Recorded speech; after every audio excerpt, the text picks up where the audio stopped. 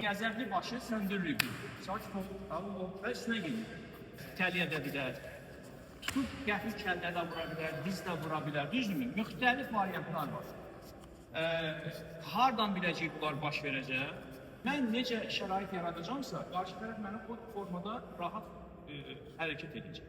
Ona görə də biz qarşıdakının nə edəcəyini hardan biləcəyimiz yox, onu necə idarə edəcək? Bax, o şərt. Yəni, mən oynatmalıyam. Qarşımdakini mən idarə edəcəm. Mən çalışıb qoymuruq, məsafə yaradırıq. Çünki Vinçunda nə deyil? Prinsiplər var. 5 prinsip.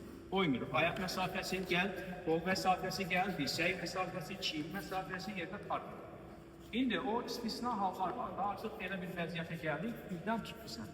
Tutduqca burada idarə etməyə çalışır. Baxın, ən böyük problem nə deyirdim? Gərginlik buradadır, təhlükə buradadır. Nə edirik? Bu olmaz. Çünki mən burada məşğul olduğum zaman kəllə gələcək, diz gələcək. Müdafiə olunur və yenə. Bırakım sakit ol, əlini çək.